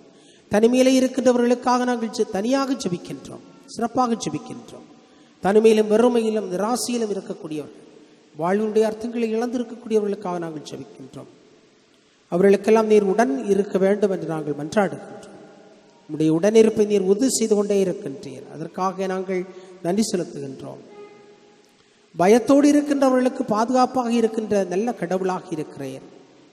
எங்களுக்கு நீர் பாதுகாப்பை கொடுக்க வேண்டும் என்று ஜெபிக்கின்றோம். கொடிய நோய்களிலிருந்தும், தீமைகளிலிருந்தும், அநீதிகளிலிருந்தும், அக்கிரமங்களிலிருந்தும், கொடிய சிந்தனைகளிலிருந்தும், நேர்மறை சிந்தனைகளுக்கு பதிலாக எதிர்மறை சிந்தனைகளிலிருந்தும் எங்களை பாதுகாக்க வேண்டும் என்று நாங்கள் மன்றாடுகின்றோம். தோல்விகளை நாங்கள் வாழ்க்கையிலே சந்திக்கின்ற பொழுது வெற்றியை நீர் கொடுக்கின்ற வெற்றியின் வீரராக எங்களுக்கு இருக்கின்றீர். நம்பிக்கையை கொடுக்கின்றீர். அதற்காக நாங்கள் உமக்கு நன்றி செலுத்துகின்றோம். எங்கள் நல்ல தெய்வமே இறைவா, என்னுடைய வாழ்க்கையிலே அமைதியை இழந்து மகிழ்ச்சி இழந்து வாழ்கின்ற பொழுதெல்லாம் அமைதியின் ஊற்றாக, மகிழ்ச்சியின் ஊற்றாக நீர் எங்களை இருந்து வழிநடத்துகிறீர். அதற்காக நாங்கள் உமக்கு நன்றி செலுத்துகின்றோம். பல்வேறு விதமான துன்பங்களிலிருந்து நாங்கள் விடுபட்டு உம்முடைய பிரசன்னத்தில், உம்முடைய திரு ஆலயத்திலே நாங்கள் வந்திருக்கின்றோம். எங்களை தொடர்ச்சியாக நீர் எங்களை ஆஸ்வதித்து வழிநடத்த வேண்டும் என்று நாங்கள் மன்றாடுகின்றோம். அண்மையிலே திருமணம் முடித்த மணமக்களுக்காக நாங்கள் ஜெபிக்கின்றோம். அவருடைய இல்லற வாழ்க்கையை மிகச்சிறப்பாக இருக்க வேண்டும் என்று நாங்கள் மன்றாடுகின்றோம். படிக்கின்ற பிள்ளைகளுக்காக ஜெபிக்கின்றோம். இல்லங்களில் இருந்து கொண்டே அவர்கள் படிக்குவதற்கான வாய்ப்புகளை பெற வேண்டும். அதற்காக அவர்கள் சோம்பேறிகளாக மாறாமல், நேரத்தை வீணடிக்காமல், பயனுள்ள காரியங்களை கற்றுத் தேர்ந்து தங்களுடைய கல்வியிலே கருத்தூன்றி வாழ வேண்டிய ஆற்றலை அவர்களுக்கு கொடுத்தரணும். அதற்காக பெற்றோர்களும் கருத்தூன்றி அவர்களை வழிநடத்தி செல்லணும். ஆசிரிய பெருமக்களுக்காக ஜெபிக்கின்றோம். இல்லங்களில் இருந்து கொண்டே பிள்ளைகளுக்கு சொல்லிக் கொடுக்கின்ற ஆசிரியர்களுக்காக நாங்கள் ஜெபிக்கின்றோம். இன்னும் அதிகமான ஈடுபாட்டுடன் அவர்கள் தங்களுடைய பிள்ளைகளுக்கு கற்றுக் கொடுக்கவும் அவர்களுக்கு ஒளிமயமான ஒரு எதிர்காலத்தை உருவாக்க வேண்டிய ஆற்றலை அவர்களுக்கு கொடுத்துள்ளோம். எங்கள் நல்ல தந்தை இறைவா, எங்களுடைய பங்கினுடைய வளர்ச்சிக்காக நாங்கள் சிந்திக்கின்ற பொழுதும் செயல்படுகின்ற பொழுதும் எங்களோடு இருந்து நீர் எங்களை வழிநடத்த வேண்டும் என்று நாங்கள் ஜெபிக்கின்றோம். எங்களுடைய பங்கை ஆசிரியத்திலும் எங்களை ஆசிரியத்திலும் எங்களுடைய குடும்பங்களை ஆசிரியத்திலும் எங்களுடைய சமூகத்தினர் ஆசிரியத்திலும் இந்த வேண்டுதல்களை எல்லாம் எங்கள் ஆண்டவராகிய கிறிஸ்து வழியாக உம்மை பார்த்து மன்றாடுகின்றோம். ஆமென். காணிக்கை பாடல்.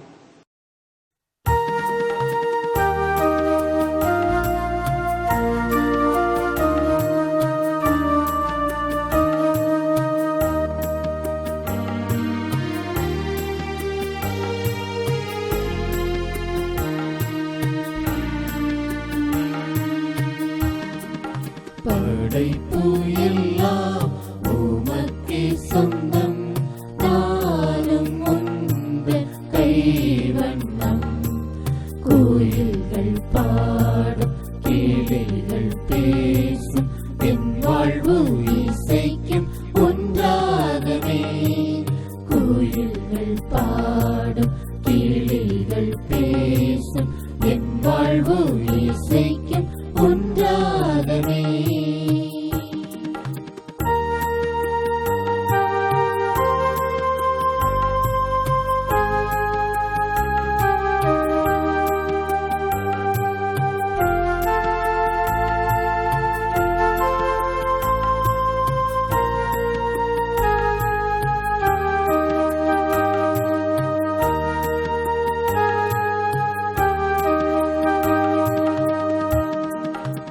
இயற்கை உணர்வு ஓவியம், இணையில்லாத காவியம். இயற்கை உனது ஓவியம், இணையில்லாத காவியம். அகிலம் என்னும் ஆலயம், நானும் அதிலோ ஆகமம். அகிலம் என்னும் ஆலயம், நானும் அதிலுராகமம். உள்ளம் எந்தன் உள்ளம், அது எந்நாளும் உன்னில்லமே. உள்ளம் எந்தன் உள்ளம், அது எந்நாளும் உன்னில்லமே. படைப்பு எல்லாம் உமக்கே சொந்தம், நானும் உந்தன் கைவண்ணம். கோயில்கள் பாடும் கிளிகள் பேசும் என் வாழ்வு இசைக்கும் ஒன்றாகவே. கோயில்கள் பாடும் கிளிகள் பேசும் என் வாழ்வு இசைக்கும் ஒன்றாகவே. அன்புக்குரிய என் சகோதர சகோதரிகளை, ஒரு இறை சமூகமாக இணைந்து இறைவனுக்கு ஒப்புக் கொடுக்கின்ற இந்த திருப்பலியானது எல்லாம் அல்ல தந்தையாகிய இறைவனுக்கு ஏற்புடையதாகும்படி ஜெபிப்போம். ஆண்டவர் தமது பேரின் புகழ்ச்சிக்காகவும் ஆட்சிக்காகவும் நமது நன்மைக்காகவும் புனித திரு அவை அனைத்து நலனுக்காகவும் உமது கையிலிருந்து பலியேற்றுக் கொள்வாராக. இறைவா, உண்மையான இறை பற்றுக்கும் அமைதிக்கும் காரணரை மாண்புக்குரிய உம்மை காணிக்கை வழியாக தகுந்த முறையில் வழிபட நாங்கள் வேண்டுகின்றோம். அதனால் தூய மறை நிகழ்வுகளில் உண்மையான உணர்வோடு பங்கேற்பதன் வழியாக நாங்கள் ஒன்றுபடுவோமாக. எங்கள் ஆண்டவராகிய கிறிஸ்து வழியாக உம்மை மன்றாடுகிறோம்.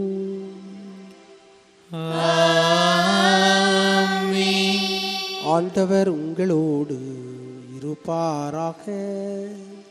உம்மான்மாவோடும் இருப்பாராக.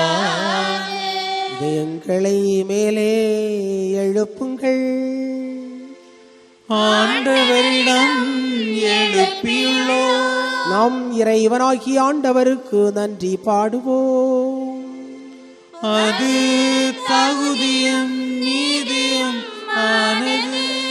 ஆண்டவரே, தூயவரான தந்தையே, உமன் பாதமன் இயேசு கிறிஸ்து வழியாக எந்நாளும் எவ்விடத்திலும் நாங்கள் அனைவரும் இணைந்து ஒரு குடும்பமாக நீர் எங்களுக்கு செய்திருக்கின்ற அளவிட முடியாத நன்மைகளை எல்லாம் நினைத்து நன்றி செலுத்துவது மெய்யாகவே தகுதியும் நீதியுமாகும், எங்கள் கடமையும் மீட்புக்குரிய செயலுமாகும். வார்த்தையானவர் வழியாக அனைத்தையும் படைத்தீர், அவரே மீட்பராகவும் ஈடேற்றுவராகவும் எங்களுக்கு அனுப்பினீர்.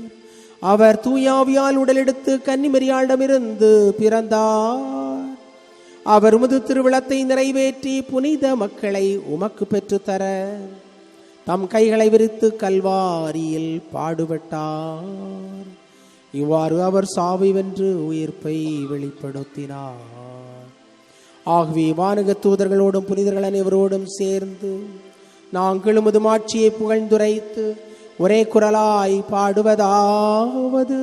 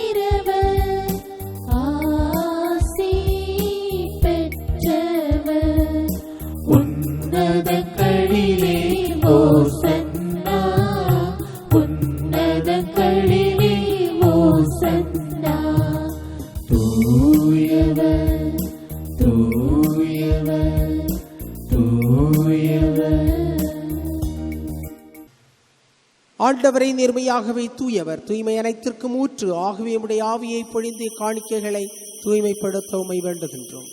இவ்வாறு எங்கள் ஆண்டவர் இயேசு கிறிஸ்துவின் உடலும் இரத்தவுமாக எங்களுக்கு இவை மாறுவனவாக.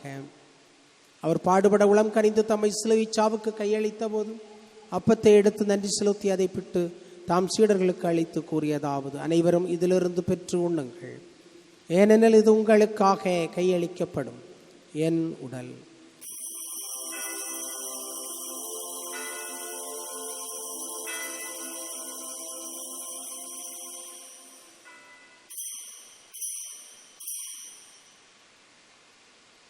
அவ்வண்ணமே இரவு விருந்து அருந்தியவன் கிண்ணத்தையும் எடுத்து மீண்டும் மக்கு நன்றி கூறி தம் சீடர்களுக்கு அளித்து அவர் கூறியதாவது: அனைவரும் இதிலிருந்து பெற்று பருகுங்கள், ஏனெனில் இது புதிய நிலையான உடன்படிக்கைக்குரிய இரத்தத்தின் கிண்ணம்.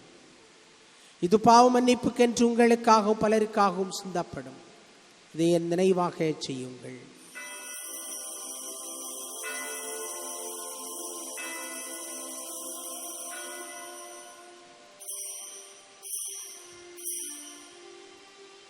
நம்பிக்கையின் மறை பொருள். ஆண்டவரே, நாங்கள் இந்த அப்பத்தை உண்டு கிண்ணத்திலிருந்து பருகும் போதெல்லாம் நீர் வருமளவும் உமது இறப்பினை அறிக்கையிடுகின்றோம். ஆகவே ஆண்டவரை நாங்கள் கிறிஸ்துவின் இறப்பினையும் உயிர்ப்பினையும் நினைவு கூர்ந்து வாழ்வு தருகின்ற அப்பத்தை மீட்பளிக்கின்ற கிண்ணத்தையும் உமக்கு ஒப்புக் கொடுக்கின்றோம். உம்முடைய திருமணன்று உமக்கு ஊழியம் புரிய தகுந்தவர்கள் என எங்களை ஏற்றுக்கொண்டீர். எனவே நாங்கள் உமக்கு நன்றி செலுத்துகின்றோம். ஆண்டவரை உலகெங்கும் பரவி இருக்கின்ற திரு அவைக்காக நாங்கள் ஜெபிக்கின்றோம். திரு அவை வழிநடத்துகின்ற எங்கள் திருத்தந்தை, ஆயர்கள், பணியாளர்கள், துறவியர்கள், பொது நிலையினர் அனைவரையும் அன்பில் நிறைவு பெற செய்தருளும். உயிர்த்தெழுகின்ற எதிர்நோக்குடன் துயில் கொள்கின்றவர்களுக்காக ஜெபிக்கின்றோம். எங்களுடைய பெற்றோர்கள், உற்றார்கள், உறவினர்கள், நண்பர்கள், உபகாரிகள், இறந்தோர் அனைவரையும் இரக்கத்துடன் நினைவு கூர்ந்து உமது திருமுக ஒளியினுள் ஏற்றருளும். எங்கள் அனைவர் மீதும் இரக்கமாயிரும். இயேசுவின் தாயான மாட்சிமை மிக்க மரியாள், அவருடைய கணவரான யோசேப்பு, புனித திருத்தூதர்கள், இவ்வுலகில் உமக்கு உகந்தவர்களாயிருந்த புனிதர்கள், அனைவருடன் நாங்களும் நிலைவாழ்வில் பங்கு கொள்கின்ற தகுதி பெற்று திருமகன் இயேசு கிறிஸ்து வழியாக உம்மை புகழ்ந்தேத்தும் வரம் அருள உம்மை மன்றாடுகின்றோம். அனைவரும் இணைந்து இறைவனை புகழ்ந்து பாடுவோம். இவர் வழியாக இவரோடு இவரில் எல்லாம் வல்ல இறைவனாகிய தந்தையே, தூயாவியின் ஒன்றிப்பில் எல்லா புகழும் மாட்சியும் என்றென்றும் உமக்கு உரியதே. ஆமென், ஆமென், ஆமென். மீட்பரின் கட்டளையால் கற்பிக்கப்பட்டு இறை படிப்பினையால் பயிற்சி பெற்ற நாம் துணிந்து பாடுவோம்.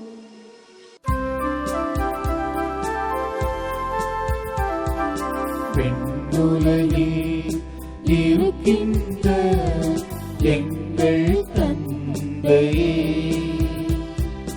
உமது பெயர் தூயதென போற்றப் பெறுக. உமது ஆட்சி வருக. உமது திருவுளம் விண்ணுலகில் நிறைவேறுவது போல மண்ணுலகிலும் நிறைவேறுக. எங்கள் அன்றாட உணவை இன்று எங்களுக்கு தாரும். எங்களுக்கு எதிராக குற்றம் செய்வோரை நாங்கள் மன்னிப்பது போல எங்கள் குற்றங்களை மன்னியும். எங்களை சோதனைக்கு உட்படுத்தாதேயும், தீமையில் இருந்து எங்களை விடுவித்தருளும். எங்களை விடுவித்தருளும். ஆண்டவரே, தீமைகள் அனைத்திலும் இருந்தும் எங்களை விடுவித்து நாங்கள் உடலோடும் உயிரோடும் வாழுகின்ற இந்த நாட்களிலே எங்களுக்கு அமைதியை கனிவுடன் அருள உம்மை மன்றாடுகின்றோம். உமது இரக்கத்தின் உதவியால் நாங்கள் தீமைகளிலிருந்து எப்பொழுதும் விடுதலை பெற்று யாதொரு கலக்கவுமின்றி நலமாயிருப்போமாக. நாங்கள் எதிர்நோக்கி இருக்கின்ற பேரின்பத்துக்காகவும் எம் மீட்பராகிய இயேசு கிறிஸ்துவின் வருகைக்காகவும் காத்திருக்கின்றோம். ஏனெனில் ஆட்சியும் வல்லமையும் மாட்சியும் என்றென்றும் உமதே. அமைதிக்காக நாம் ஜெபிப்போம். ஆண்டவராகிய இயேசு கிறிஸ்துவை அமைதியை உங்களுக்கு விட்டுச் செல்கிறேன், என்னுடைய அமைதியை உங்களுக்கு அளிக்கிறேன் என்று உடைய திருத்தூதர்களுக்கு மொழிந்தீரே. எங்களுடைய குற்றங்கள் குறைகளை பாராமல் உமது திரு அவையின் நம்பிக்கையை கண்ணோக்கி உமது திருவிழத்திற்கு ஏற்ப அதற்கு அமைதியை ஒற்றுமையும் அளித்தருள திருவிழம் கொள்வீராக. என்றென்றும் வாழ்ந்து ஆட்சி செய்கின்றவர் நீரே. ஆண்டவருடைய அமைதி உங்களோடு என்றும் இருப்பதாக.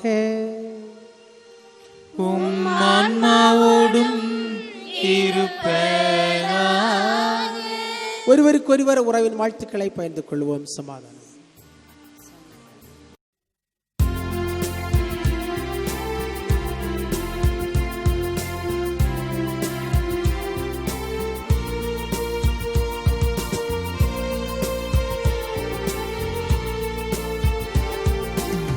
உலகின் பாவம் போக்கும் இறைவனின் செம்மறியே,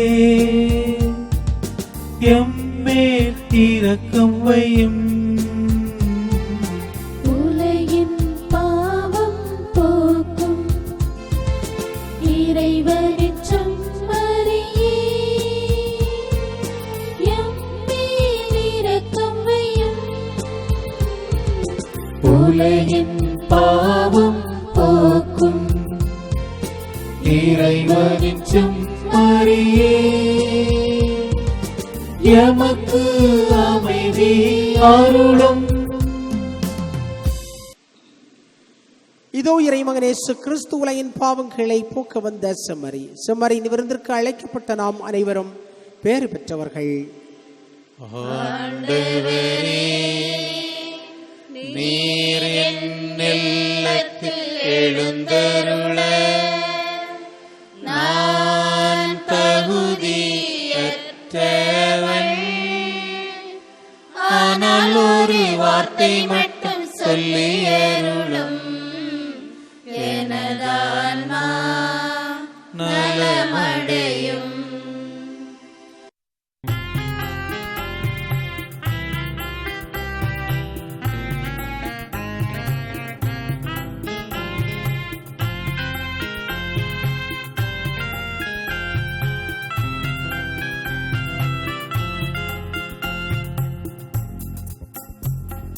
நம்பி வந்தேன் இறைவா குந்தன் திருப்பதம் நம்பி வந்தேன். நம்பி வந்தேன் இறைவா குந்தன் திருப்பதம் நம்பி வந்தேன். உள்ளத்தில் விழுந்து உயிர் வரை நனைந்து நம்பிக்கை தொழில் தருவாய். மகிழ்வின் பயிராய் எனில் நிறைவாய். நம்பி வந்தேன் இறைவா குந்தன் திருப்பதம் நம்பி வந்தேன்.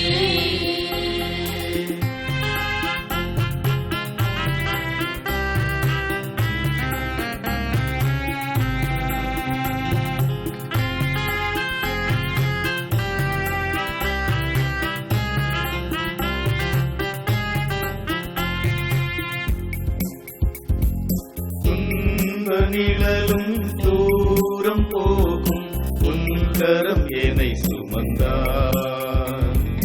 பாலை நிலமும் ஈரமாகும் உன் பாதம் என்னை தொடர்ந்தார். துன்ப நிழலும் தூரம் போகும் உன்கரம் என்னை சுமந்தார். பாலை நிலமும் ஈரமாகும் பாதம் என்னை தொடர்ந்தார். கவலைகள் கரைந்தோடும் நீதம் உன் சொல்லருகிருந்தார். கவலைகள் கரைந்தோடும் நீதம் உன் சொல்லருகிருந்தார்.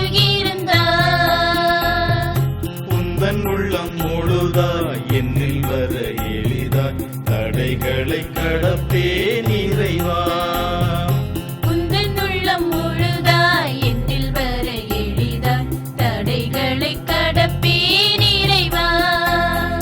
நம்பி வந்தேன் இறைவா உந்தன் திருப்பதம் நம்பி வந்தேன். நம்பி வந்தேன் இறைவா உந்தன் திருப்பதம் நம்பி வந்தேன்.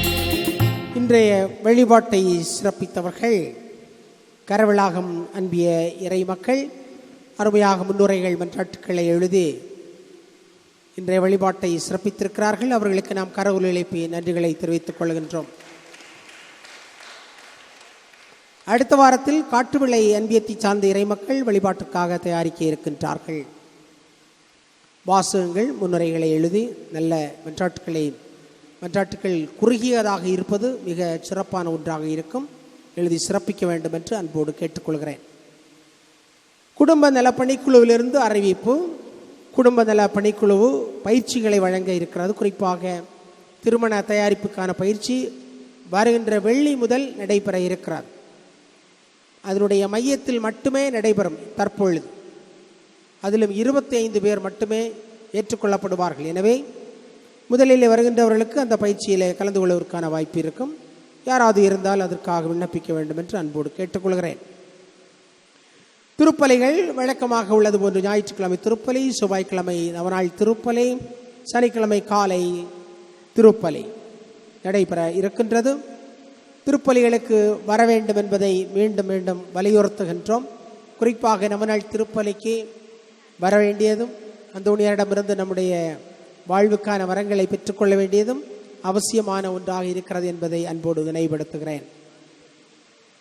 வருகின்ற ஞாயிற்றுக்கிழமை 2 மணிக்கு பங்கு பேரவை கூட்டமானது நடைபெற இருக்கிறது. பங்கு பேரவை உறுப்பினர்கள் அதிலே கலந்து கொண்டு நல்ல கருத்துக்களை கொடுத்து பங்கினுடைய வளர்ச்சிக்காக ஒத்துழைக்க வேண்டும் என்று அன்போடு கேட்டுக்கொள்கிறேன். அதற்கு முன்னதாக நிதிக்குழு கூட்டமானது நிர்வாகிகளோடு இணைந்து நடைபெற இருக்கிறது வெள்ளிக்கிழமை மாலையில். எனவே தயவு செய்து அனைத்து உறுப்பினர்களும் அதில் கலந்து கொண்டு சிறப்பிக்க அன்போடு கேட்டுக்கொள்கிறேன். அடுத்ததாக நம்முடைய இயல்பான வாழ்வுக்கு நாம் திரும்புகின்ற பொழுது நம்முடைய கூட்டங்கள், சபைகள், சங்கங்கள் காரியங்களை நாம் நடத்தவும் கடமைப்பட்டிருக்கிறோம். அடித்தள முழு வளர்ச்சி சங்கத்திலிருந்து கடன் பெற்றவர்கள் கடன் தொகைகளை திருப்பி கொடுக்கும் கடமைப்பட்டிருக்கிறார்கள். அதுபோன்று சேமிப்பை கொடுக்கக்கூடியவர்கள் சேமிப்பை கொடுக்க வேண்டும் என்றும் அன்போடு கேட்டுக்கொள்கின்றேன். அது நம்முடைய பங்கினுடைய வளர்ச்சிக்கு உரிய ஒன்றாக இருக்கும். அடுத்ததாக நாம் திருவிழா கொண்டாடவில்லை, எனவே நாம் யாருக்கும் வரி விதிக்கவில்லை. மற்றபடியாக இருக்கக்கூடிய வரிகள், பொதுவான வரிகளை அன்பிய தலைவர்கள் பிரித்து கொடுத்தால் மிகவும் சிறப்பான ஒன்றாக இருக்கும். கட்டாயமில்லை இப்பொழுது, ஆனால் கொடுக்க முடிந்தவர்கள் கொடுக்க வேண்டும் என்று அன்போடு நினைவுபடுத்துகின்றேன். எனவே இந்த நாள் இனிய நாளாக இருக்க வேண்டும். இந்த வாரம் முழுவதும் அருமையான நாட்களாக இருக்க வேண்டும். நல்ல மழை பொழிகிறது. ஆண்டவருக்கு நன்றி செலுத்துவோம். நன்றி மன்றாட்டிற்காக நாம் எழுந்து நிற்போம். ஜெபிப்போமாக. ஆண்டவரே, உமது வார்த்தையாலும் விண்ணக விருந்தாலும் உம்முடைய நம்பிக்கையாளர்களுக்கு நீர் உணவு அளித்து வாழ்விக்கின்றீர். இவ்வாறு உம்முடைய அன்பு திருமகன் அளிக்கின்ற மாபெரும் கொடைகளால் நாங்கள் வளம் பெற்று அவரது வாழ்வில் என்றும் பங்கேற்கும் தகுதி பெறுவோமாக. என்றென்றும் வாழ்ந்து ஆட்சி செய்கின்ற அவர் வழியாக உம்மை மன்றாடுகிறோம்.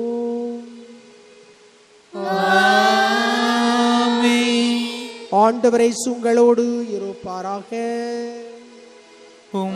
ஆன்மாவோடும் இருப்பாராக. எல்லாம் வல்ல இறைவன் தந்தை, மகன், தூயாவி நம் அனைவரையும் ஆசீர்வதிப்பாராக. ஆண்டவர் இயேசு கிறிஸ்துவுடைய அன்பிலும் மகிழ்ச்சியிலும் சமாதானத்திலும் தூய அந்தோணியாருடைய பாதுகாவலிலும் வழிநடத்துதலிலும் சென்று வாழ்வோம். திருப்பலி நிறைவேறிற்று. இறைவனுக்கு நன்றி.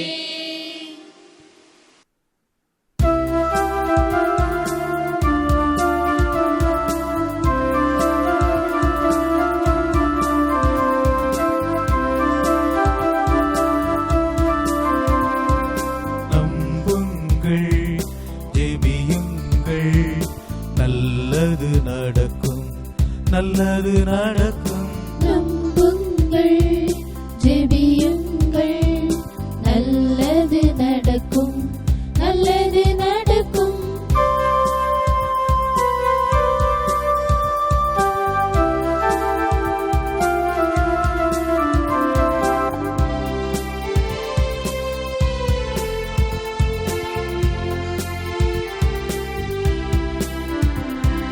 துன்பங்களோ துயரங்களோ வேதனையோ சோதனையோ, துன்பங்களோ துயரங்களோ வேதனையோ சோதனையோ, பதுவை பதிய பரிந்துரைப்பார், பதுவை பதிய பரிந்துரைப்பார்.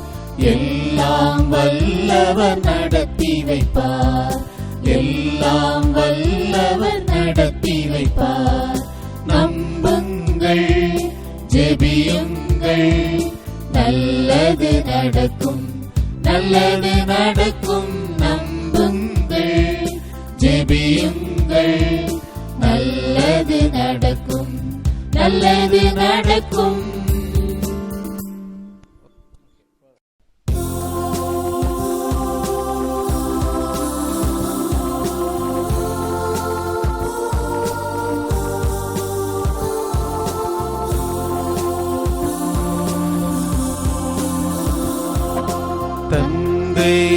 இறைவா ஆராதிக்கின்றோம், வாழ்வை உமக்கு அளிக்கின்றோம், உம்மை அன்பு செய்கின்றோம். இயேசுவே இறைவா ஆராதிக்கின்றோம், வாழ்வை உமக்கு அளிக்கின்றோம். உம்மை அன்பு செய்கின்றோம். ஆவியே இறைவா ஆராதிக்கின்றோம். வாழ்வை உமக்கு அளிக்கின்றோம். உம்மை அன்பு செய்கின்றோம். ஒவ்வொரு இறைவா ஆராதிக்கின்றோம். வாழ்வை உமக்கு அளிக்கின்றோம். உம்மை அன்பு செய்கின்றோம். தந்தை மகன் தூய ஆவியாரின் பெயராலே ஆமென். ஆமென்.